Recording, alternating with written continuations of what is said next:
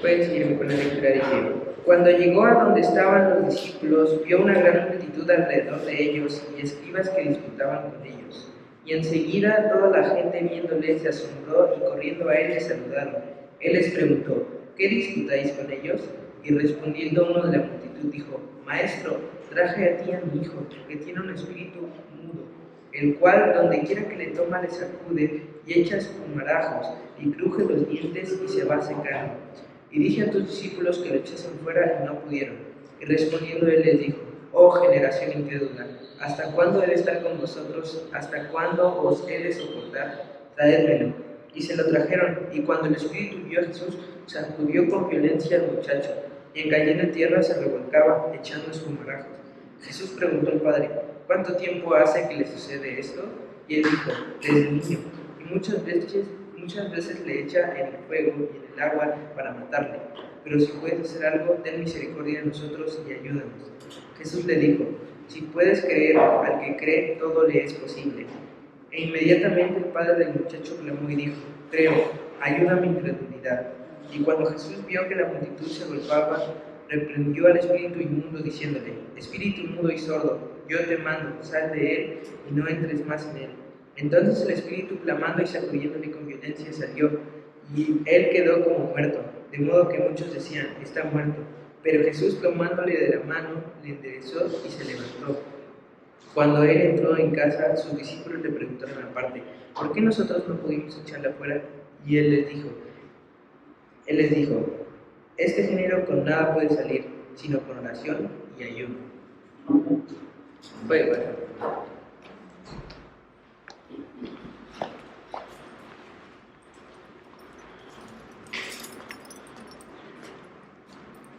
Buenos días, hermanos, Dios les bendiga.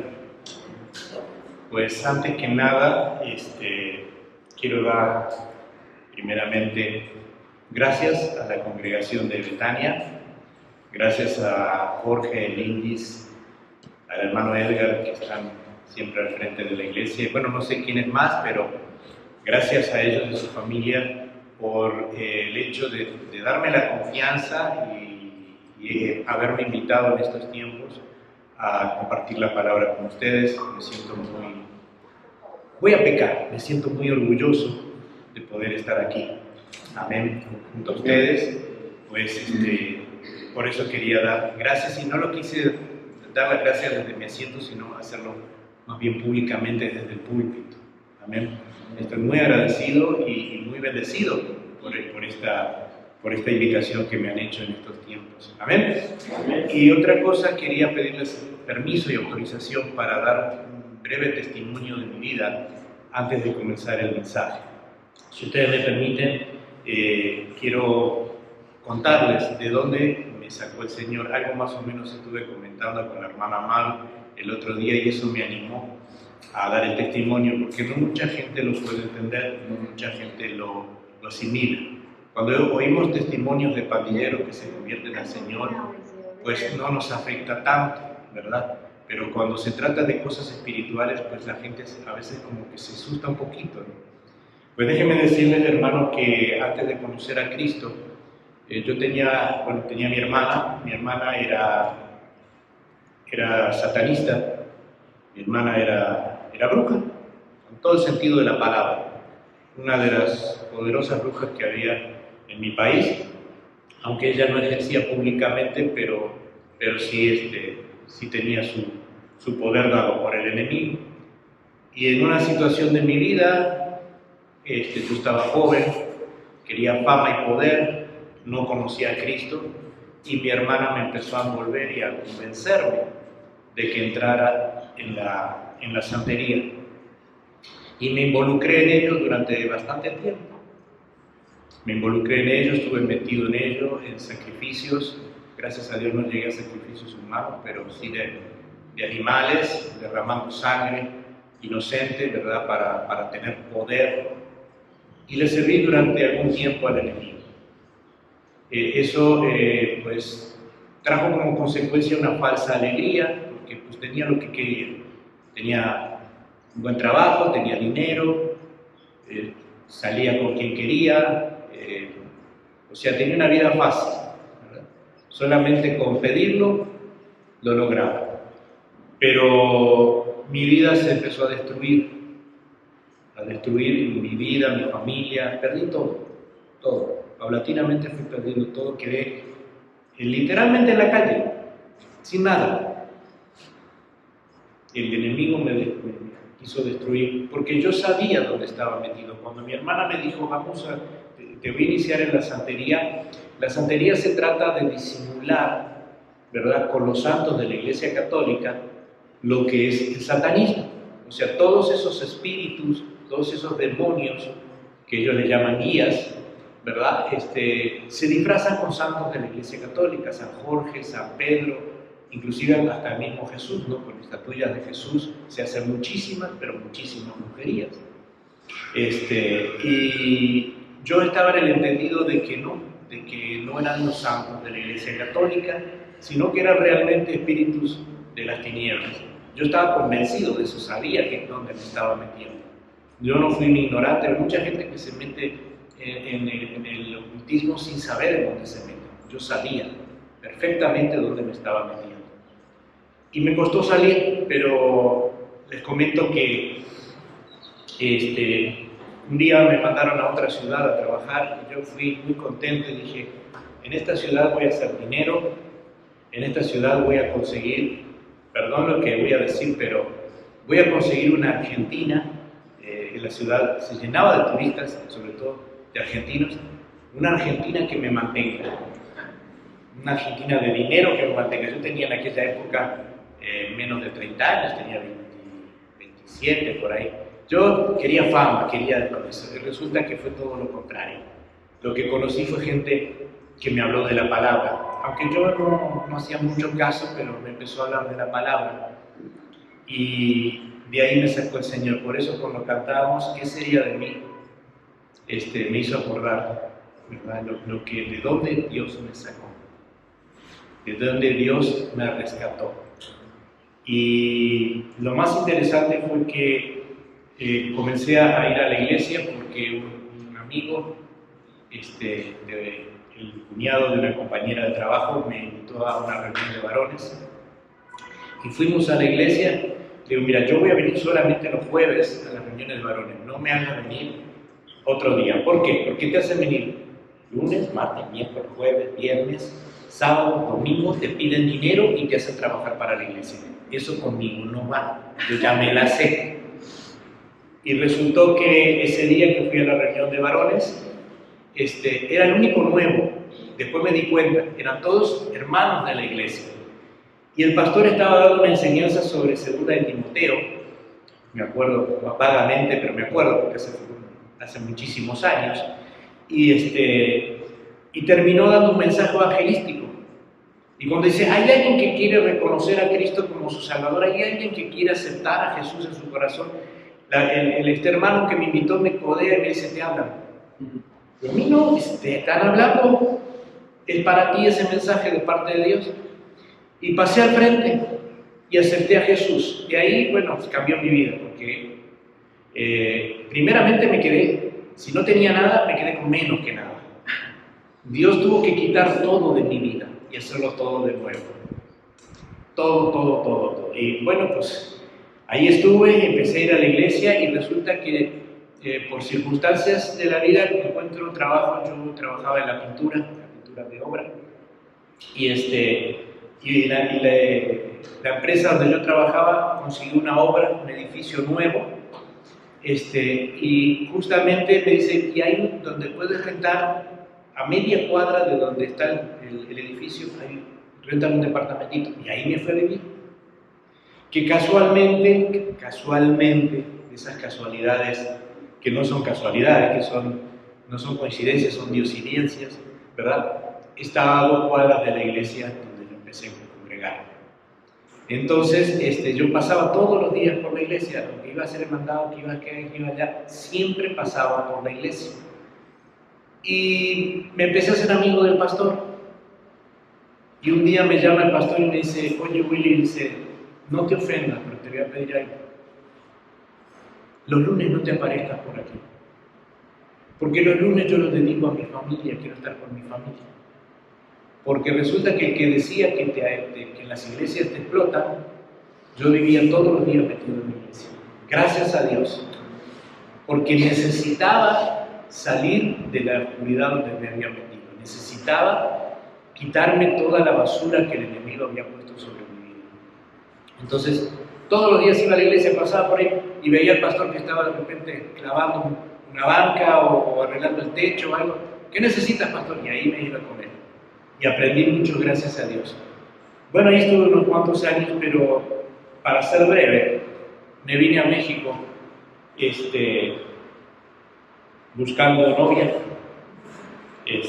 La encontré y me casé con ella. Que bueno, hoy no pudo venir, está en México con su mamá y haciendo unos trámites, pero les mandó muchísimos saludos.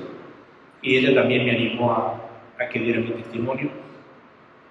Y pues conocí a Silvia, me vine a México con una mano atrás y otra adelante y empezamos a congregarnos. No sé si ustedes conocen la iglesia Shalom en San Ángel, iglesia bautista. Estaba a la vuelta de la casa y ahí estábamos congregándonos allá en la Ciudad de México, pero trabajábamos en el Ajusco y un día veo un cartel a la vuelta de donde trabajamos, un cartel de Marcos Witt. Y digo, mira, Marcos Witt, voy a ver qué se trata. Entonces me bajo del carro y veo que era una librería, una pequeña librería, y era una librería cristiana.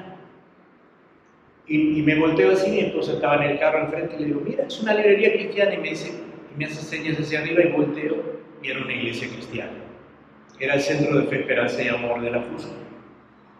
Entonces dije, voy a preguntar a ver qué onda aquí.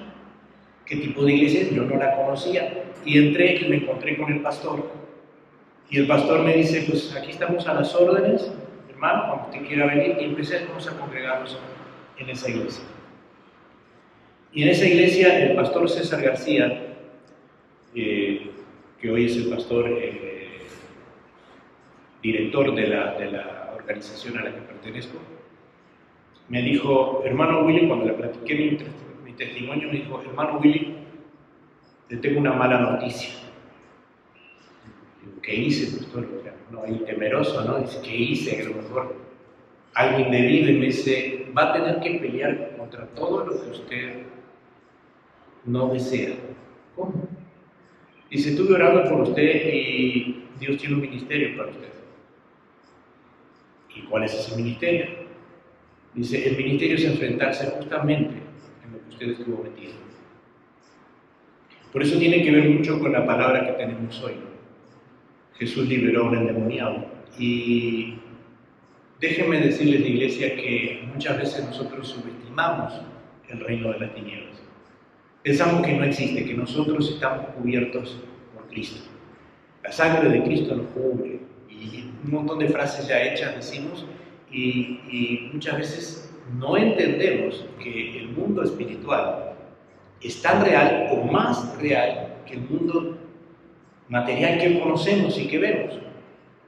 Es un mundo que existe y que está trabajando continuamente en contra de nosotros.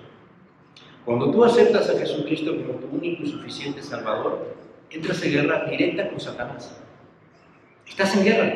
El enemigo no le gustó. El día que yo renuncié a la santería, el día que yo renuncié a todos esos demonios, a todas mis armas de guerra satánicas, el enemigo se puso furioso y atacó contra mí, con una fuerza tremenda. Pero yo ahí me aferré al Señor y es lo que hoy me tiene aquí parado frente a ustedes.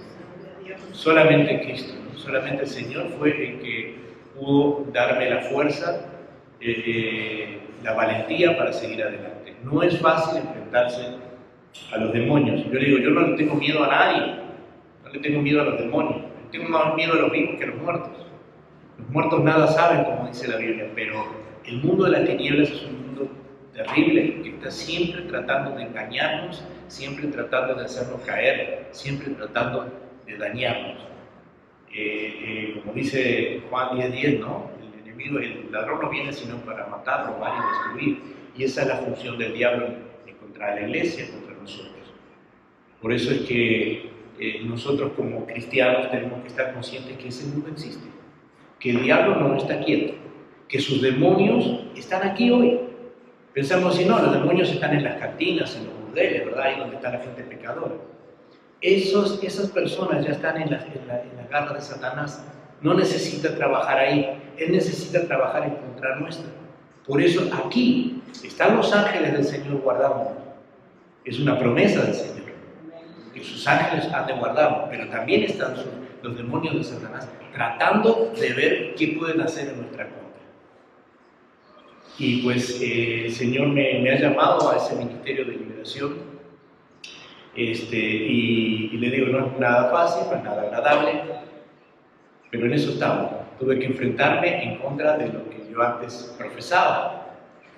Y inclusive el enemigo, a pesar de que esto sucedió hace como 30 años, que yo me convertí al Señor y que estoy sirviendo al Señor, más de 30 años. Sí, ya llevo 20 aquí en México, sí, más de 30 años que sucedió todo esto. Aún el enemigo, cuando tengo algún problema, me susurra al oído, tú sabes cómo hacerlo. ¿En serio, hermano? Cuando a veces tengo que pagar una cuenta y tengo que pagar algo y no tengo el dinero en el momento, el enemigo me dice, tú sabes cómo hacer dinero. Tú sabes cómo hacerlo. Y me tienta. Porque esa es la función del enemigo, tentarnos. Ahora, un consejo. Si tú caes en alguna mentira de Satanás, no le eches la culpa al diablo, porque la decisión es tuya. Nosotros muchas veces nos escudamos de que es que el diablo me tentó. Sí, pero la decisión es tuya. Por eso murió Jesús, por nuestras decisiones, no por las obras del diablo.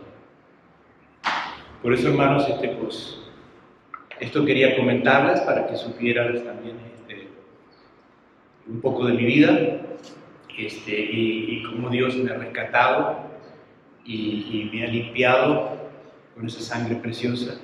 Y hoy estamos muy contentos y hace ya como 30 años que servimos al Señor en distintas áreas, pero sobre todo en el asunto de liberación. De hecho, yo comentaba con el hermano Edgar que tenía programado para mí el 25 de junio, domingo 25 de junio, pero el 24 me salió un compromiso también de un evento de liberación en la Ciudad de México, entonces no voy a poder llegar.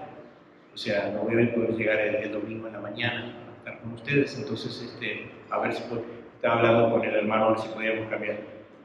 No me suelta, esto no me suelta. Yo ya tengo la idea de que hasta el día que yo me muera voy a tener que estar luchando contra las tinieblas. Que es una lucha de todos, ¿verdad? O sea, todos los días tenemos que luchar. Primeramente con nuestra carne y luego contra las acechanzas del enemigo.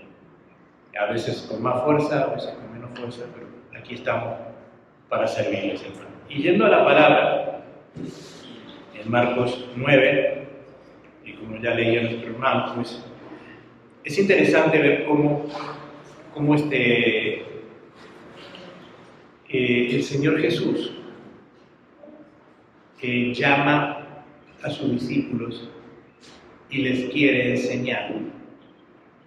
Porque Jesús, cuando va a partir, Él sabe que tiene que prepararnos para todo lo que se va a venir. Jesús dijo, ¿no?, que nosotros como iglesia haríamos milagros aún mayores que Él.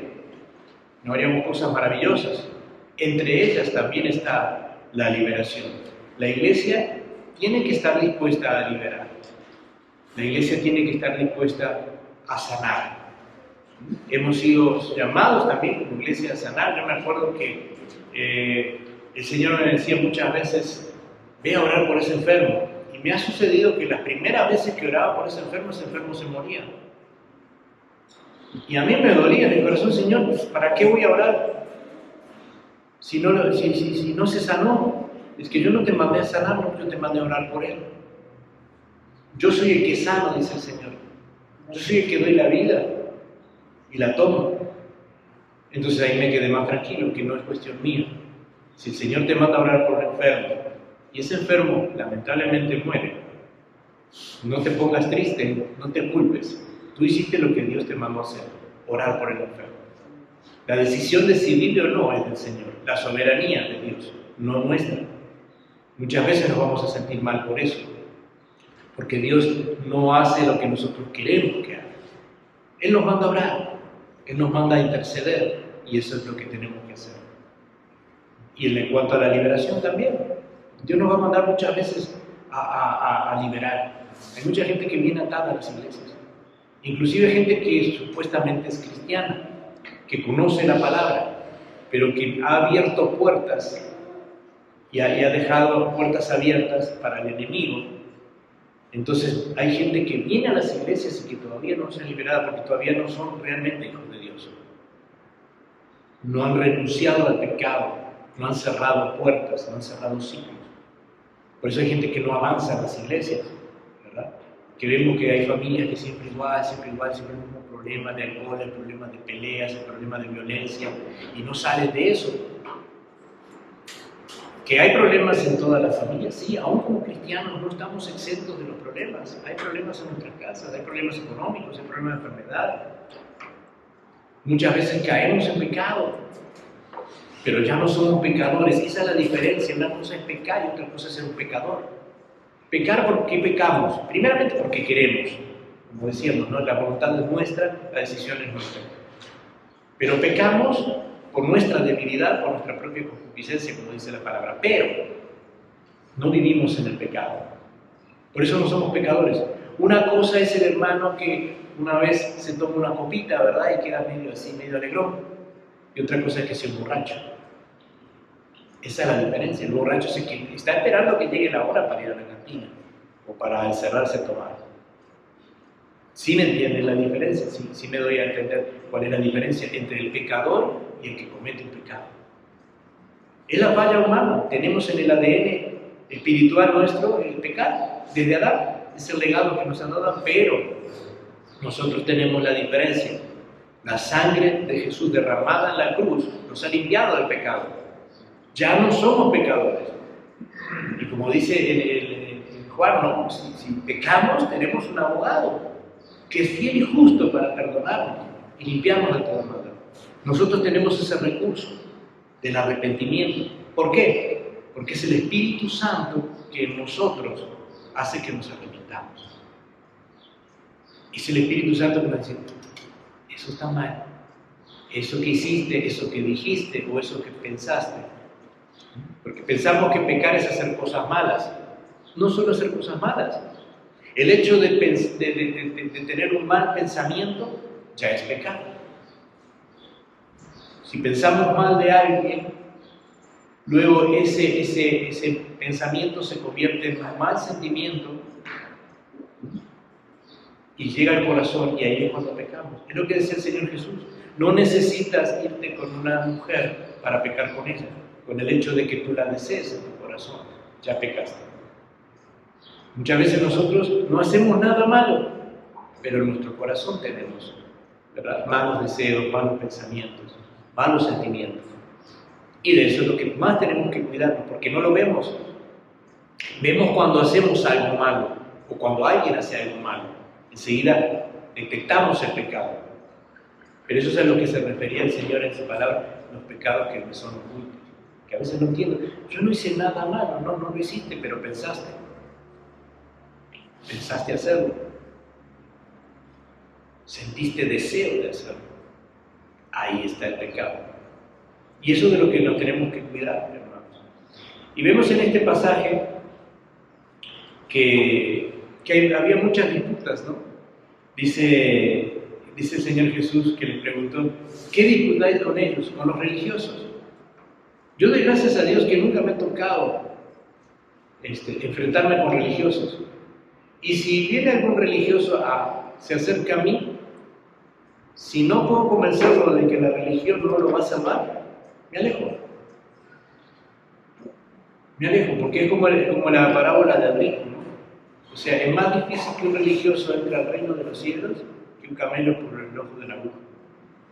Porque hay estructuras religiosas cuadradas que no nos permiten ir más allá. Hoy cantábamos muy bonito, ¿verdad?, que Cristo me ha hecho libre. Ser hijo de Dios, ser cristiano, es libertad, no libertinaje, es libertad. Hay gente que no peca, no porque tema a Dios, sino por miedo, por vergüenza, pero en su corazón sigue estando el pecado. Por eso nosotros debemos cuidarnos de toda religiosidad, de todo legalismo, de todo formalismo. Digo, tenemos una estructura en el culto. ¿Por qué? Porque la hemos decidido así, ¿verdad? Pero ¿qué tal si un día el hermano Edgar dice, bueno, hoy no vamos a cantar nada, ni vamos a predicar nada, hoy vamos a orar, todo el tiempo va a ser de oración? ¿Está mal eso? No. Pero el hermano Arturo dice, no, ¿sabe qué? Este domingo va a ser pura alabanza. Vamos a adorar a Dios. Perdón, pura alabanza. ¿Está mal? No. Y si un día no cantamos ni oramos y se nos ocurre predicar uno tras de otro, ¿se puede hacer eso? Sí. Pero vas a estar en un lugar religioso. No adoraste a Dios. No oraste. Son reglas impuestas por hombre. Que el culto debe ser de tal forma, que debemos vivir de tal forma, debemos vivir conforme a la palabra de Dios, no a la religiosidad del hombre. Por eso dice, ¿qué disputan con los religiosos? ¿Qué disputan con los fariseos? Déjenos lejos, déjenos en paz, ellos están en su rollo. Ellos hacen cosas para quedar bien con Dios. Esa es la religión. Hacer cosas para agradar a Dios. ¿Qué podemos hacer nosotros para agradar a Dios? Absolutamente nada. Él lo hizo todo. Él lo hizo en la cruz por nosotros. Para que nosotros fuéramos agradables a Dios. Nosotros no podemos hacer nada. ¿Qué podemos hacer? ¿Qué le podemos dar a Dios?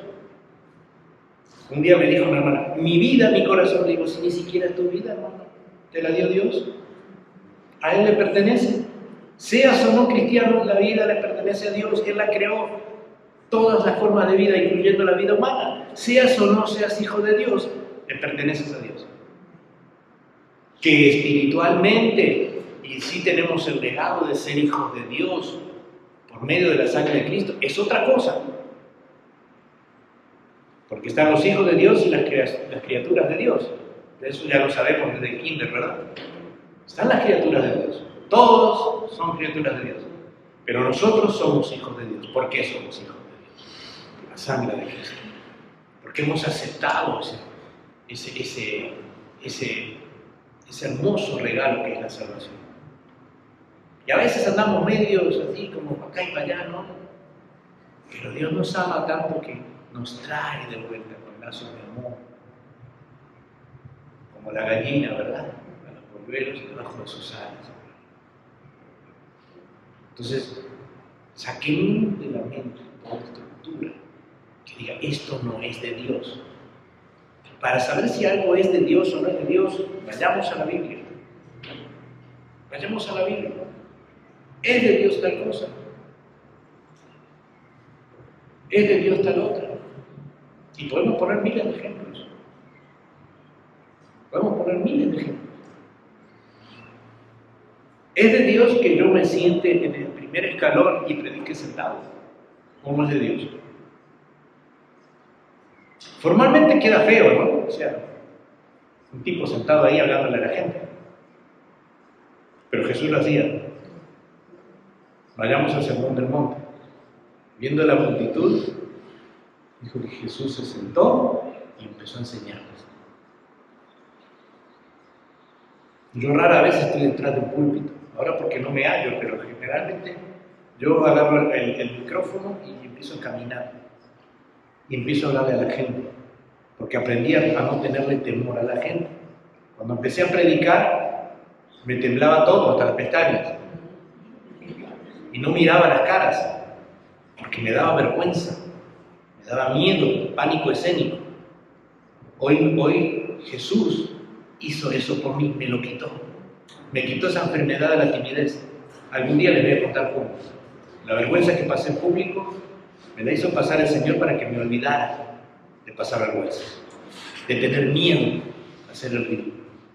Porque cuando tú estás en la palabra de Dios, nunca vas a hacer el ridículo, nunca lo va a permitir el Señor. Pero a veces tenemos estructura, no, mira lo que dijo fulano, lo que hizo niña. Si está dentro de la palabra de Dios, no es herejía.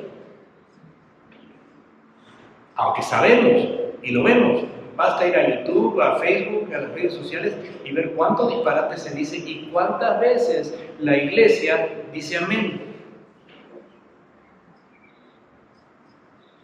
A veces la iglesia dice amén. Yo creo que no sé si les platiqué a ustedes o fue en otra iglesia que una vez un pastor estaba predicando y dice, hermanos, esto es un relajo, nos vamos todos al infierno. Y allá dice, amén, amén. No es amén, amén quiere decir así sea, yo no me quiero al infierno. Y hablando del amén, qué bueno que no está mi esposa, porque siempre empieza, ya dijiste amén varias veces, que no digas nada.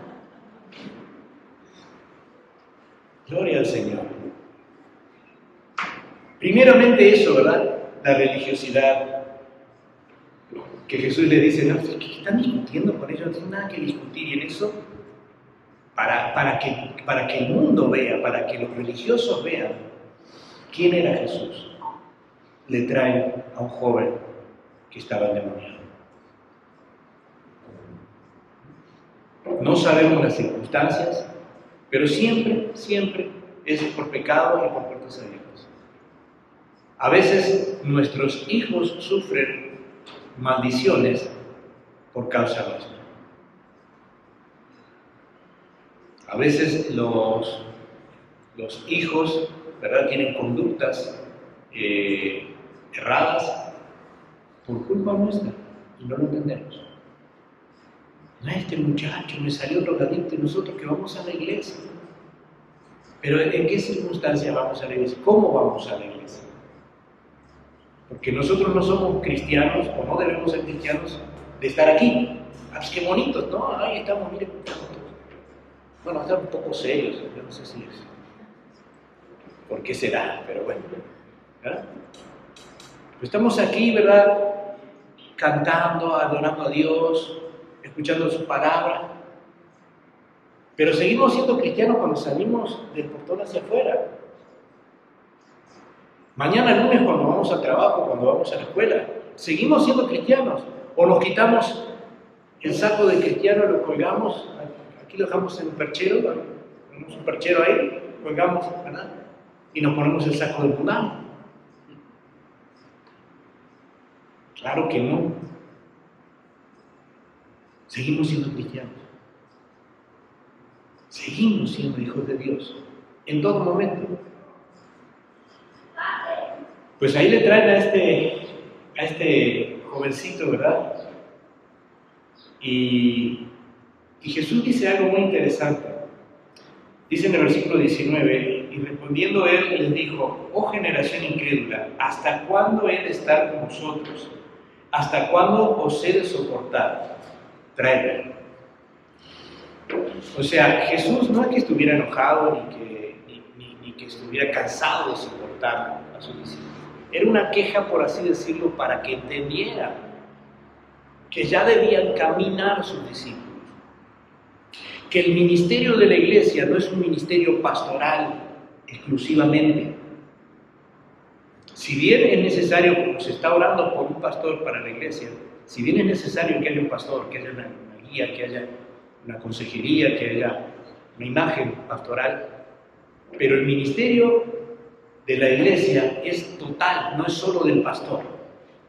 Es que el pastor tiene que ir a predicar, es que el pastor tiene que ir a los hospitales, es que el pastor tiene que ir a las cárceles, es que el pastor tiene que ir acá, tiene que hacer acá. Sí, está bien que lo haga, es su trabajo, pero es el trabajo también de toda la iglesia. Todos evangelizamos, todos oramos por los enfermos, todos vamos a los hospitales.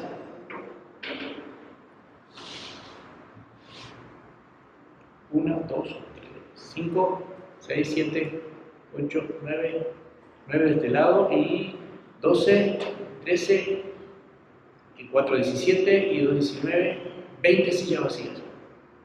¿De quién es el trabajo? ¿De la hermana Irma? De todos nosotros, ¿verdad? Porque sí nos encanta platicar de política.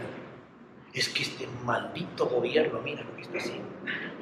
Pues que el gobierno anterior lo que nos heredó, ya saben, ya nos la sabemos todas las sabidas y por haber, ¿verdad? Eso nos encanta. Nos encanta hablar de fútbol. Nos encanta. Ahora que viene la final, las Chivas, que la América, perdona la grosería, ¿verdad? Nos encanta hablar de fútbol, sobre todo los hombres. Con las comadres, no sé, no quiero decir que son chismosos, no quiero decir, ¿verdad? Pero ahí estamos, platicando de cualquier cosa, pero qué poco hablamos de Cristo. A veces hasta nos da pena hablar de Cristo. Cuando yo comencé a pastorear allá en la Ciudad de México, en Contreras, no sé, creo que también les platiqué, salí a la calle y me gritaban, ¡pastor! Y me daba pena. Me daba pena, digo, no me digan pastor, dígame hermano Will. Le dije, ¿por qué? ¿Por qué me tiene que dar vergüenza? ¿Por qué me tiene que dar pena ser pastor? Si a los políticos no les da vergüenza ser políticos, ¿por qué a mí me va a dar vergüenza servir a Dios? O a veces me decía el hermano y yo en el camión me subía, hermano Will. ¿No? Escondiéndome para que no me digan hermano. Sí, soy hermano en Cristo, soy un aleluyo, como nos dicen comúnmente, ¿verdad? Soy un hermanito, sí, soy un hermanito. Soy un hijo de Dios, no me avergüenzo de él. Como dijo Pablo, ¿verdad? Porque no me avergüenzo del Evangelio, porque es poder de Dios. No nos debemos avergonzar. Somos hijos de Dios. Amén. Y ese es el ministerio de la iglesia. Ese es el ministerio de la iglesia. Ir por todo el mundo y predicar el Evangelio a toda criatura. Y no solo ir y hablar de Jesús, y hablar del reino. Orar por la gente. Levante la mano ahora el valiente que se anima a orar por una persona en la calle. Amén. Amén. Porque a veces, ¿no? Ven que voy a orar por ti. Ay, no, le hablamos al oído, ¿no? Y es medio escondido. Y la gente para pecar y para delinquir no se esconde. Para hacer lo que realmente debería avergonzar a la gente, no se esconde. Sin embargo, nosotros, por orar por una persona en la calle, nos escondemos. Ven para este rinconcito que aquí nadie nos ve. No, que nos vean. Que nos vean con el libro negro o morado, ¿verdad? Que nos vean con la Biblia en la mano. ¿No? Porque algunos son cristianos de la secreta, ¿no? Nadie sabe que son cristianos. Son top secret. ¿No? Llevar nuestra Biblia. Que todo el mundo sepa quiénes somos. Porque no hay vergüenza ser cristiano. Y si alguien te persigue, ¿qué dijo el Señor Jesús? Bienaventurado si te persiguen, si te insultan por causa de mi nombre. Porque tu galardón va a ser grande en los cielos. Y ese es su ministerio. Por eso Jesús dice, a ver, ¿hasta cuándo tengo que enseñarles lo mismo? Ya me vieron a mí, sigan mi ejemplo. Y después al final les dice, no, pues oren, ayunen. Quieren tener la autoridad, porque no confundamos la autoridad con poder. El poder es de Dios, la autoridad delegada es nuestra. Dios nos delega, o mejor dicho, el Señor Jesucristo nos delega autoridad. En la Gran Comisión dice, ¿verdad? Que oremos, que bauticemos. Esa es una autoridad que nos da el Señor Jesús. Nos delega a nosotros como iglesia. Bautizar, orar, predicar, enseñar. Por todo el mundo. Esa es la autoridad que nos da, que nos delega el Señor. Sin vergüenza. No le estoy diciendo sin vergüenza, sin, aparte, vergüenza. Dejando la vergüenza y la pena al costado. Amar a Dios. ¿Tienes novia? No tienes novia, pero vas a tener. ¿Y a ti te daría vergüenza ir de la mano con tu novia, por ejemplo, en galerías? Al contrario, la vas presumiendo, ¿no? Y cuanto más bonita, más la persona estés ahí adelante. ¿Verdad? Si lo que amamos lo presumimos, ¿por qué no presumimos al Señor si tanto le amamos? A Jesús es para presumirlo. Yo soy un hijo de Dios. Yo tengo a Jesús en mi corazón.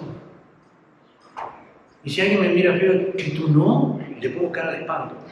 Enseguida me empezaron a preguntar, ¿y por qué me dices eso? Porque te vas al infierno. Y ya le dices. Que no se trata tampoco de asustar con el infierno. Porque el reino de los cielos no es un reino de terror. Como en muchas partes, ¿verdad? Nos empujan al evangelio con terror. Te vas al infierno, que Dios te va a castigar, que Dios esto, que Dios lo... ¿no? Estamos aterrorizados. No. Hay una cosa que muchas veces no hemos entendido. Hemos leído el Apocalipsis. ¿Cuántos han leído el Apocalipsis? Y hemos entendido que el Apocalipsis, no todas las cosas horribles que pasan, ¿verdad? Decimos, no, es un libro de terror, me atemoriza. Sin embargo, es un libro de esperanza. Nos está hablando de la esperanza que nosotros, su pueblo, el pueblo de Dios, sus hijos, tenemos de la vida eterna y de estar en la gloria de Dios, no lo que va a suceder en el Apocalipsis. No es para nosotros. Es que cuando estemos en el juicio, a ver, nosotros no vamos a ir a ningún juicio. Ya fuiste juzgado hace 2000 años en la cruz. Si tú aceptaste a Jesús, si tú eres un hijo de Dios, ya has sido juzgado en la cruz. Ya fue el juicio. Ahora nosotros nos vamos a la gloria. El juicio es para aquellos que no quisieron aceptar, que negaron a Cristo. Para ellos es el juicio. Nosotros vamos a ser galardonados según nuestras obras, según lo que hayamos vivido, según nuestra dedicación al Señor. Pues a ver, a ti, Edgar, te vamos a dar esta corona por tus servicios. A ti, a la otra, a ti, la otra, a ti, la otra, a ti, la otra, a ti, la otra.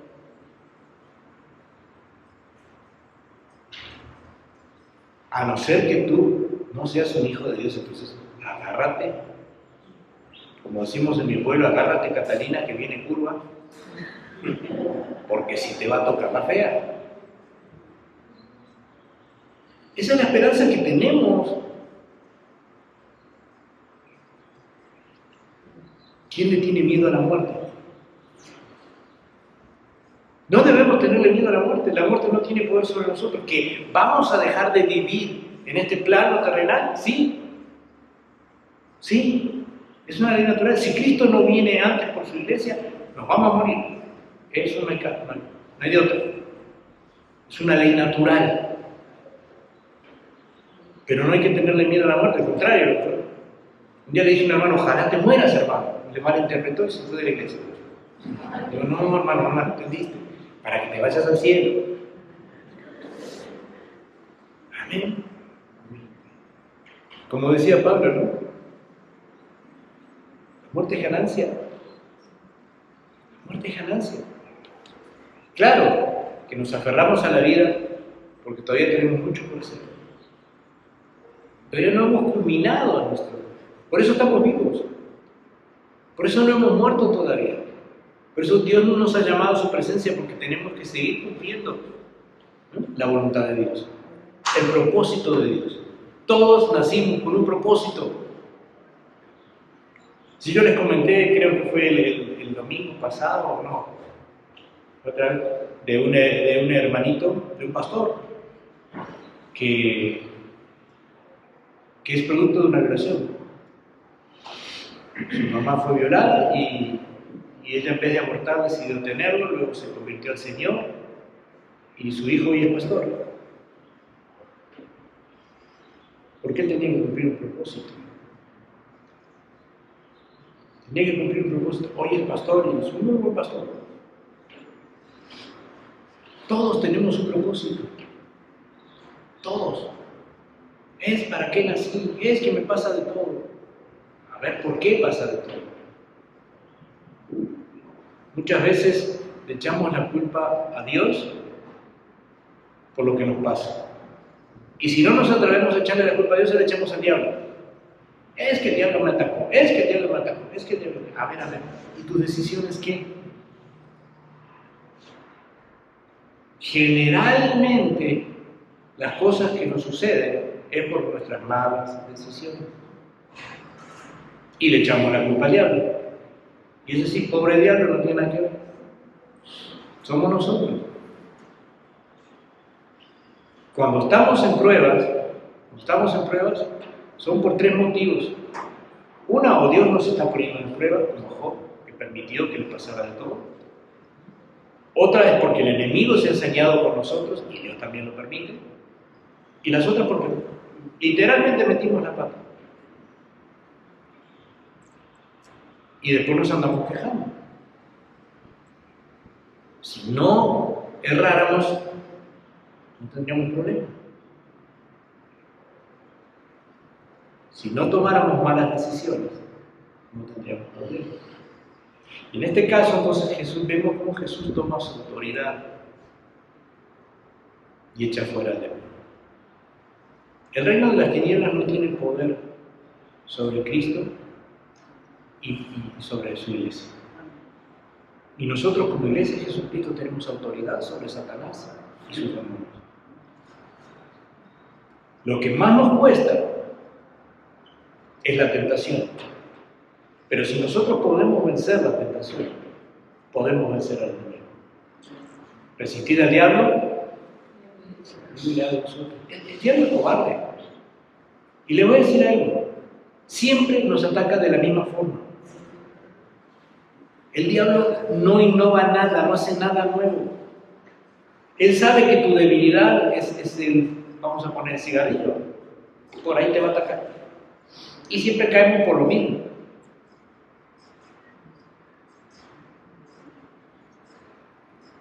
A mí, el enemigo nunca me va a tentar con un cigarrillo de marihuana, o con piedra, con crack, nunca. Pero sí me puede poner una cerveza adelante, una copa de vino, y ahí me puede tentar. Entonces, ¿qué es lo que tengo que resistir yo? La droga no, porque no me afecta. Nunca fue en mi vida para nada. Pero sí el alcohol. Entonces, de ahí me tengo que cuidar, porque sé que por ahí siempre va a venir. Con otros es otra cosa, con otras circunstancias, pero siempre va a ser lo mismo. No innova, no hace nada nuevo, siempre va a ir por lo mismo, porque sabe que ahí caes. Entonces, ¿dónde debemos cuidar nuestra debilidad? Ahí es donde debemos cuidar. Y entender que como iglesia tenemos autoridad. En mi nombre echarán fuera demonios. En mi nombre hablarán nuevas lenguas, sanarán enfermos. Y si bebieren cosas mortíferas, no les hará daño. Tomarán en sus manos serpientes. ¿Alguna vez tomaron en sus manos serpientes? Pues yo les aseguro que sí. Que sí. Y aún dentro de la iglesia. Ay, hermanita, ahí te agarraste de la serpiente. Dios te bendiga, hermanita. Y te agarró la serpiente. La agarraste con tus propias manos. Ahí está la serpiente. Y sucede más dentro de la iglesia que fuera de la iglesia. Gracias a Dios, esta congregación está firme y conoce la palabra y tiene buenos maestros de la palabra. Pero aún así no debemos bajar la guardia y entender que tenemos esa autoridad. Que el diablo no tiene parte ni suerte, ni autoridad, ni poder sobre nuestras vidas, ni sobre la iglesia. La iglesia tiene que salir triunfante siempre. ¿Por qué hay iglesias que caen? ¿Por qué vemos que es que no sé qué pasó, el pastor desapareció un día, se fue con la secretaria. O el pastor está solo y la pastora se fue con uno de los servidores. ¿Por qué pasan esas cosas? Porque se abren puertas. Porque no nos hemos descuidado en llamarle pecado a lo que es pecado. Lo que es pecado es pecado, lo que está mal delante de Dios está mal delante de Dios, y no hay otra. Nosotros estamos bajo la gracia, pero no quiere decir que los mandamientos se hayan abolido. Nosotros no estamos bajo la ley, no nos circuncidamos, no guardamos sábados, no hacemos nada de los judíos. ¿Por qué? Porque no somos judíos, somos gentiles. Aquellos gentiles que Pablo le predicó se refiere a nosotros. Nosotros somos gentiles porque no somos judíos. Ahora, si le rascamos un poquito de repente nuestro apellido, allá lejano, hace 200, 300 años atrás, venimos de algún familiar, algún pariente judío. Pero no somos judíos. No estamos obligados a guardar la ley, porque estamos bajo la gracia. Pero ¿quién te dijo que no hay que cumplir los mandamientos?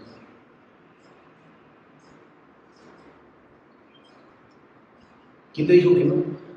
Sí, debemos cumplir los mandamientos, porque los mandamientos deben estar inscritos en nuestro corazón. Dios nos ha dado conciencia, y esa conciencia es la que nos dice no.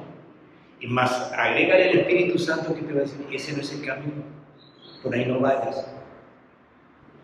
Y si podemos escuchar a Maluma, y podemos escuchar a Bad Bunny, también podemos escuchar al Espíritu Santo. Entonces, mejor dejemos a Maluma y a Bad Bunny de lado y escuchemos la voz del Espíritu Santo. Y Él nos va a decir qué es lo correcto y qué no, qué es lo que debes hacer y lo que no debes hacer. Pero a veces estamos tan enredados en otras cosas que no escuchamos a nadie. A veces nos ponemos a orar de tal forma. ¿Se acuerdan de la publicidad de Maruchan? Hace unos años atrás, que uno hablaba y hablaba y hablaba y el hombre le daba una marucha y ya se callaba y se ponía a jugar. A veces Dios nos tiene que dar una marucha porque vamos a la presencia de Dios y Señor, te pido, te pido, y te pido, y te pido, y te pido, y te pido, y te doy gracias, te pido, te pido, y te doy gracias. A ver. El Señor dice, ya, como decía el Kiko, cállate que me desesperas. Déjame hablarte. Quiero hablarte, quiero que me escuches. Y en el silencio, Dios nos habla. Por eso decía Jesús, vete y escóndete en tu aposento ahí, en lo secreto. Ahí Dios te va a hablar. Y no es que seamos, como dicen el dicho, ¿no? Que la Virgen le habló. No, sí, Dios nos habla. A través de su palabra, a través de un estudio, a través de la meditación, de un devocional, de estar en silencio. En los momentos de oración también tenemos que tener silencios. Porque lo que Dios quiere no es un monólogo, que le hablemos y le hablemos y le hablemos. Eso lo hacen todas las religiones. Hablan y hablan y hablan, pero nunca escuchan. Nosotros no somos religiosos, somos hijos de Dios. Y los hijos de Dios escuchan a su Padre. ¿Cómo podemos agradar a Dios? ¿Cómo podemos hacerle caso a Dios, hacer la voluntad de Dios si no lo escuchamos? ¿Cuántos de aquí, de los que están presentes, tienen un ministerio definido en la iglesia? Levanten la mano. Definido aquí en la iglesia. Pues si lo tienen, todos por lo menos tenemos un ministerio que cumplir. Y tenemos dones que nos ha dado el Espíritu Santo para cumplir ese ministerio, todos. Pero a veces no sabemos por qué no escuchamos a Dios. ¿Y yo para qué estoy acá? Vine a la iglesia para escuchar la palabra y ya me voy y el domingo regreso. No, estamos aquí recargando pilas, estamos aquí escuchando palabra para ver qué nos dice Dios, qué quiere Dios de nosotros, cuál es la voluntad de Dios para nuestra vida, cuál es el propósito por el que yo soy un hijo de Dios, cuál es el propósito que vengo a la iglesia, cuál es el propósito. Porque yo tengo que salir de acá hoy domingo para cumplir el propósito de Dios. Y el domingo que viene vengo a la iglesia a escuchar nuevamente la voluntad de Dios y la palabra de Dios para ver qué es lo que quiere Dios para mi vida. Todos, absolutamente todos. No es que el ministerio del hermano, el ministerio del otro hermano y de la hermana. No, es el ministerio de la iglesia. Toda la iglesia sana, toda la iglesia echa fuera demonios, toda la iglesia evangeliza, toda la iglesia ora, toda la iglesia intercede, toda la iglesia visita. Yo no sé, no conozco mucho la congregación, pero hay hermanos que no han venido 2 o 3 domingos, supongo yo, es un ejemplo. ¿Y qué pasó con ellos? ¿Quién los fue a visitar? ¿Quién les habló por teléfono? Es que el hermano Edgar no le habló. Es que tiene el monopolio de la llamada telefónica, el hermano Edgar no. Es de todos. Oye, no he visto al muchacho que era aquel joven que venía. No lo he visto. No saben, a ver, su teléfono. Hoy tenemos el aparatito ese que lo usamos para cualquier cosa menos para hablar con él. Para el TikTok, para ver videos, nunca hablamos con nadie. Pues hablemos, usémoslo para hablar. Hermano, ¿estás bien? ¿Cómo estás? Te voy a ir a visitar. Te invito a un café. O invítame tú a un café y vamos a platicar. Hay mucha gente que se aísla. Y tiene problemas y se aísla. Y no sabemos qué les pasa. Y necesitan hablar con alguien. Necesitan desahogarse de sus problemas y no saben cómo. Quizás sí oren, quizás sí busquen de Dios, pero a veces necesitamos tener a alguien enfrente para poder platicar.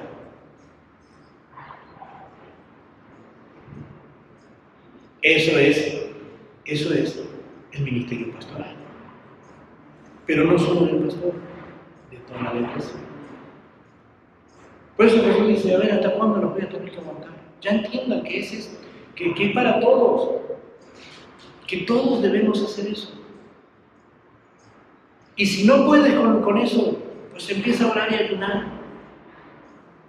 La mejor forma de romper cadenas, de romper cosas, de romper obstáculos, es ayunar. Y el ayunar no es para hacerle manita de porco a Dios, porque la gente piensa que voy a ayunar para que Dios me consiga un buen trabajo. No, el ayuno es para uno. Porque cuando uno está en ayuno, está abierto espiritualmente a escuchar a Dios. Pensamos que, si yo ayuno, Dios va a hacer lo que yo quiera que haga. No, Dios es soberano y va a hacer siempre su voluntad. Ayunes o no ayunes. El ayuno nos ayuda a nosotros a liberarnos de cargas carnales, es vencer la carne. Y venciendo la carne, ¿quién prevalece? El espíritu. Y cuando prevalece el espíritu, entonces nosotros estamos en mejor frecuencia con Dios, en mejor comunicación con Dios. Sobre todo los jóvenes van a entender lo que es el internet, ¿no? El sistema de comunicación. Ahora ellos están muy metidos en eso. Pero el reino espiritual de las tinieblas es como el internet. Si yo mando un WhatsApp, ese WhatsApp sale a la primera central que haya de Telcel o de la compañía, llega a su antena y de ahí se va a un satélite. O se va a una planta satelital y de ahí al satélite, y del satélite baja de vuelta la señal y vuelve a la persona que está al lado mío. Recorre miles de kilómetros en segundos, en fracción de segundo, esa señal. Yo le mando un WhatsApp a mi hermanito acá, ¿no? Pero tiene que hacer todo ese proceso. El mundo espiritual es lo mismo y está muy saturado. Así como los científicos hablan de que el planeta Tierra está saturado de ondas de radio, por los celulares, por la televisión, por las radios, por todas las comunicaciones, está saturado el campo electromagnético de la Tierra, de tanta onda. Así también está el mundo espiritual, está saturado. Entonces nosotros debemos abrir una brecha y romper esa brecha para poder tener una comunicación. Porque el enemigo va a hacer lo posible por estorbar. Es real, hermanos. se lo aseguro porque yo estuve del otro lado, es real. La maldad existe, la brujería existe, los demonios existen. Hay muchos cristianos que dicen, eso no existe, eso no es de Dios. Una vez estaba dando una mini conferencia sobre demonología y liberación. Y en el medio de la conferencia se levanta un hermano y dice, ay hermano, no, la verdad que esto no, a mí no me gusta eso. Usted exalta más al diablo, habla más del diablo que de Dios. ¿Y lo que venimos aquí? ¿Saben cuál es el problema, hermano? Que en la iglesia no se conoce que hay un enemigo. Estamos muy felices y contentos de que somos hijos de Dios y andamos como tontos por el mundo sin saber que tenemos un peligro que nos asedia, arriba, abajo, en los cuatro costados. Tenemos que estar conscientes de que estamos en un mundo, en una guerra espiritual, que Dios ya nos libró, pero que tenemos que nosotros también hacer nuestra parte. No es fácil. Por eso cuando le prediques a alguien no le digas, ahora va a cambiar tu vida, ahora no te va a pasar más nada. Sí va a cambiar tu vida, sí vas a tener a Cristo en tu corazón, sí vas a tener muchas ventajas y muchas bendiciones, pero aguas, problemas vas a seguir teniendo. Jesús lo dijo. Yo siempre digo que esto no es para de sufrir. En el mundo tendréis aflicciones, dijo Jesús. Ahora, ¿qué dijo Jesús? No tengan miedo, yo vencí el mundo. Jesús venció el mundo por nosotros. Nosotros somos más que vencedores. Amén. Somos más que vencedores. Entonces, este pasaje es más que una narración, ¿verdad? De una anécdota de que un jovencito estaba endemoniado y que Jesús lo liberó. ¡Ay, qué bonito! Dios lo liberó. Sino que nos enseña que nosotros también nos vamos a enfrentar a casos igual. Quizás no tan dramáticos. Quizás pensamos que va a ser todo como las películas, ¿verdad? De Hollywood, ¿no? Que fumarajos por la boca y todas esas cosas. Que sí sucede. Satanás compró Hollywood y casi todas, o la mayoría de las películas de terror están asesoradas por satanistas. Y las cosas que tú ves no son ficción, son reales. O sea, llevadas a la ficción. O sea, con trucos de cámaras y todas esas cosas. Pero lo que están narrando es real. Es real. El mundo de las tinieblas es real. Y nosotros como somos cristianos, ay, no pasa nada. Cristo me ama, sí, Cristo te ama. Pero ten cuidado. No le abras un tantito así la puerta. Porque si abres tantito así la puerta, el enemigo se mete, no pide permiso. Y donde entró en tu familia, en tu vida, te va a costar sacarlo. Porque el enemigo es territorial. Dice acá, aquí estoy yo y esta es mi territorio. Tú me lo diste. Por eso es el príncipe de este mundo, porque Adán con su pecado le otorgó la autoridad. ¿Qué le dijo el Señor a Adán? Gobierna la tierra, es tuya. Tú y tu descendencia van a gobernar la tierra. Toma autoridad. Pero pero Adán pecó, le entregó sus manos la autoridad. Por eso es el príncipe de este mundo. Por eso Satanás gobierna este mundo. Y no estoy exaltando su poder, porque no hay poder como el de Cristo. Pero en la misma humanidad, el mismo hombre le ha dado la autoridad. ¿Qué hace la iglesia? Romper esa autoridad. Nosotros tenemos autoridad sobre esa autoridad. Nosotros tenemos autoridad de hollar serpientes, de pisar escorpiones, que literalmente quiere decir estar por encima del mundo espiritual de las tinieblas. Nosotros podemos. Somos más que vencedores. ¿Por qué? Porque Cristo venció la cruz y nos dio esa autoridad. Vayan y salen enfermos, vayan y rompan cadenas, liberen. Y no se trata de hacer exorcismos al estilo Hollywood, se trata de que rompamos cadenas con la palabra de Dios, en oración. ¿Cuántas personas hay atadas por vicios? Y ahí no necesita que acepte solamente Jesucristo, aquí hay que hacer liberación, porque hay una atadura. Hay cadenas espirituales que a esas personas las tienen atadas al pecado. Ese es el trabajo de la iglesia.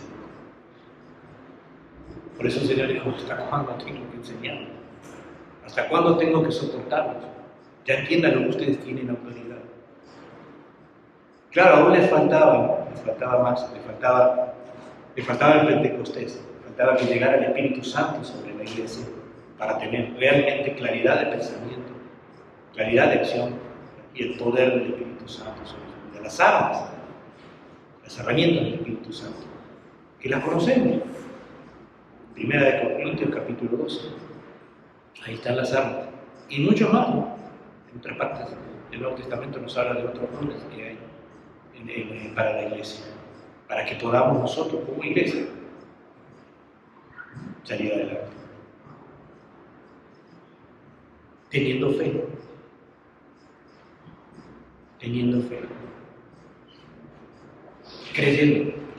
Creyendo quién nos envió. A veces oramos con tan pocas ganas, a veces oramos, ay Señor, ¿por qué no sanas a mi hermanito? Ay Señor, si tú quieres. No Señor, te lo pido conforme a tu palabra. Yo sé que tú eres soberano y que tú decides, pero yo te ruego. ¿Cuántas veces la iglesia ha clamado? ¿Y sabes lo que es clamar? Es levantar la voz. Cuando tú estás clamando, no estás, Señor, te pido, si tú quieres, si tienes ganas, si te da bueno, el Señor. Una de las más grandes iglesias del mundo está en Corea. Es una iglesia bautista. De hecho, estamos con mi esposa tomando un seminario con un pastor coreano que viene de esa iglesia. Y ellos claman. Y si tú ves los videos, a las 3 de la mañana, niños de 5 años están en la iglesia orando. La iglesia no cierra. Nosotros ahora nos vamos a dar por la puerta y todo con llave para que no nos vayan a robar nada, ¿verdad? La iglesia está abierta las 24 horas. Las 24 horas está entrando gente y saliendo gente. El que va a trabajar, el que regresa de trabajar, el que se va a la escuela, el que regresa a la escuela, van a orar a la iglesia. Y claman. Y una de las cosas que hacen es clamar al nombre de Jesús. Dice, Jesús, pero gritan con ganas y toda la iglesia, imagínate. Y son bautistas, No son pentecosteses, estos locos que andan haciendo cosas. No, son bautistas. Y la iglesia ha crecido y tiene misioneros en todo el mundo. Yo me perdí la oportunidad de que me construyeran una iglesia por no tener un terreno. Pero a varios amigos míos, pastores, que tenían un terreno, que habían comprado un terreno con la iglesia y no habían podido edificar el local, la iglesia, vinieron los coreanos y dijeron, a ver, ¿qué te falta? Vamos. Y le construyeron la iglesia. Ay, Señor, ¿por qué estaba en el lugar equivocado, en el momento equivocado? Tienen misioneros en todo el mundo. Han levantado iglesias en todo el mundo. No importa de la denominación que sean ni cómo sean. Es iglesia cristiana de sana doctrina, allá vamos a apoyarnos. Es una iglesia que clama, es una iglesia que ora, una iglesia que dura. Y eso es lo que nos enseña la palabra. Más que una anécdota, más que un hecho curioso de una liberación, nos está enseñando que nosotros también tenemos que liberar. Para eso hemos sido llamados. Jesús no va a venir ahora a ir a cantina por cantina liberando gente. Para eso estamos nosotros. No va a enviar a sus ángeles, porque los ángeles no están para eso. Nosotros estamos para eso. Amén. Gloria a Dios. Pues esto es lo que quería compartir con ustedes, hermanos. Espero que no se hayan espantado con mi testimonio. Y pues seguimos a las órdenes. Vamos a orar. Padre, te damos muchas gracias, Señor, por esta tu palabra. Gracias por tu amor y por tu misericordia, Señor, que tienes para con nosotros. Gracias por la paciencia que nos has tenido, Padre, para Señor, enviarnos, Señor, a hacer tu voluntad, enviarnos en esa comisión preciosa de predicar tu palabra, de extender tu reino, Señor.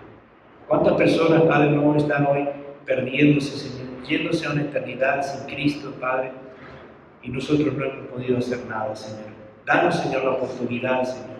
Ponnos en el lugar, las palabras exactas, Señor, para que muchos crean en ti, Señor. Más en estos tiempos difíciles, Padre, en estos últimos tiempos que estamos viviendo, Señor, que son tiempos turbulentos, Padre,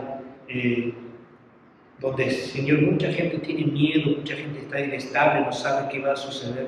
Nosotros sí sabemos, Padre, nosotros conocemos el final de la historia, Señor. Nosotros tenemos, Padre, conciencia, Señor, de que somos el pueblo elegido de Dios, que somos tu pueblo, Padre, que sabemos que hemos sido elegidos para llevar tu palabra, Señor, para llevar la luz de nuestro Señor Jesucristo a los que están en el mundo, Padre. Danos discernimiento, Señor, ese discernimiento del Espíritu Santo, Padre, para entender los tiempos, las razones, Señor, para entender, Padre, cuál es nuestro propósito y cumplirlo, Señor. Todas estas cosas te las ponemos en tus manos, en el nombre de Cristo Jesús. Amén.